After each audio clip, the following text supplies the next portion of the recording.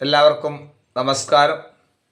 ഇന്നത്തെ സുഭാഷിതം: ഗുണീ ഗുണം വേത്തി നവേത്തി നിർഗുണോ ബലീ ബലം വേത്തി നവേത്തി നിർബലഃ പികോ വസന്തസ്യ ഗുണം നവായസ കരീച സിംഹസ്യ ബലം നമൂഷകഃ. ഗുണവാന്മാർ ഗുണത്തെ അറിയുന്നു, ബലമുള്ളവർ ബലവാന്മാരെ മനസ്സിലാക്കുന്നു. വസന്തത്തെ അറിയുന്നത് കുയിലാണ്, കാക്കയല്ല.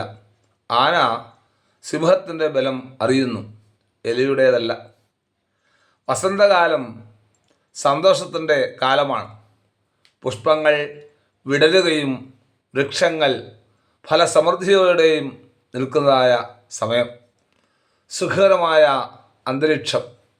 ഇങ്ങനെയുള്ള വസന്താഗമന കാലത്തെ നമ്മോട് അറിയിക്കുന്നത് കുയിലുകളാണ്, അല്ലാതെ കാക്കകൾ അല്ല. കാക്കകൾക്ക് ഏത് കാലവും ഒരുപോലെ. ആനയും സിംഹവും തമ്മിൽ ഏറ്റുമുട്ടും, കാരണം തുല്യബലമാണെന്ന് അവർ മനസ്സിലാക്കുന്നു. ഇവിടെ നമ്മൾ ഒരു കാര്യം പ്രത്യേകം മനസ്സിലാക്കണം.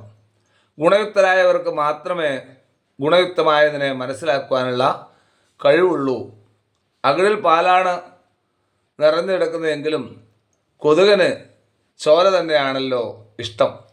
സജ്ജനങ്ങൾ സജ്ജനങ്ങളെ അറിയുക, അവർ പ്രത്യേകിച്ച് അറിയുകയും അവരെ ആരാധിക്കുകയും ചെയ്യുന്നു.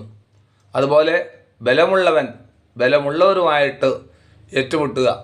ഒരിക്കലും ദുർബലരെ സ്വബാഹുബലം കൊണ്ട് ദ്രോഹിക്കാതിരിക്കുക.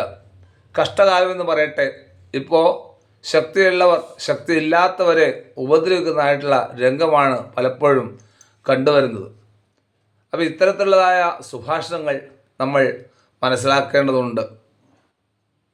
ഗുണീ ഗുണം വേത്തി നവേത്തി നിർഗുണോ ബലീബലം വേത്തി നവേത്തി നിർബലഃ പികോ വസന്തസ്യ ഗുണം നവായസ കരീച സിംഹസ്യ ബലം നമൂഷകഃ.